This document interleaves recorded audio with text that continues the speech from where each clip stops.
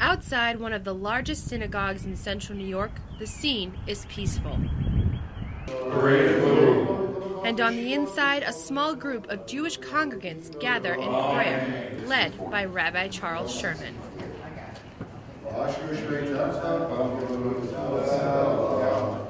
This is a place where the rabbi has built strong relationships. To him, family comes first, absolutely first and foremost. And to him, temple is also like a family. So he treats the congregants just like that. Rabbi means teacher. He's taken me through many life events of both great happiness and great sadness, and he's stood by us and with us all these years. Rabbi Sherman has continued to lead his congregation for more than 40 years. But when he first started, he had big dreams about where his path would take him. I was very ambitious.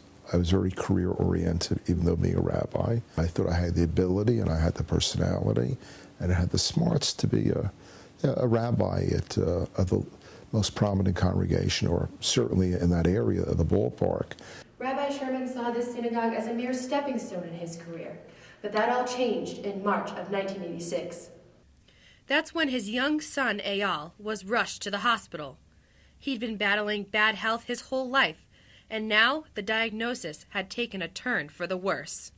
And by chance, the scan went to an area that was not intended, and they saw that he had a lesion in his brainstem, not on, but in his brainstem. The Shermans knew time was running short and pushed for Eyal to undergo surgery. The risky procedure was a success, but the family's joy was short-lived. We were jubilant, and then a couple days afterwards, he had a brainstem stroke, and he slipped into a vegetative coma for months and months and months. Emerged from the coma, his body terribly broken, vent-dependent, nothing works. After 2 years in the hospital, Eyal came home. Although his body remained broken, his mind began to flourish. Then we said, why not send him to school after a couple of years? Then why not middle school? Why not high school? You know, all the other kids went to college. What are you going to tell him? You can't go to college even though you're bright enough to? So Eyal did go and received a Bachelor's of Fine Arts from SU. For 12 years, his mother Leah attended classes with him as Eyal achieved his dream, just like his peers.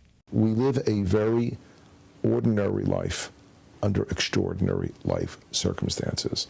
For the Shermans, living ordinary means life is good, and Eyal agrees. You know, as he likes to say, he wants to be considered a regular guy. Is he? Of course he's not. I mean, he's an extraordinary young man. Good. Thanks a lot. Thank you. And sharing Eyal's extraordinary journey is what Rabbi Sherman is doing today. He's written a book to help others find joy in times of heartbreak. But he found this was no simple task. I thought it'd be a very easy book to write and to publish. You know, I was great at getting literary agents. But the feedback I got, and I began to realize that it was a horrible book. It was self-centered and it was angry. But as the rabbi and his son's relationship has grown, so has his understanding of heartbreak.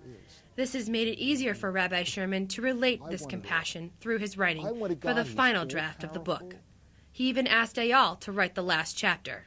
He says, I have a dream that someday I'll be able to walk and overcome all my disabilities, and God shall answer each and every one of our prayers. I like that. Eloquent words from a determined young man with a family who rallies behind him and a father whose faith keeps him strong. Regina Sibilia, NCC News.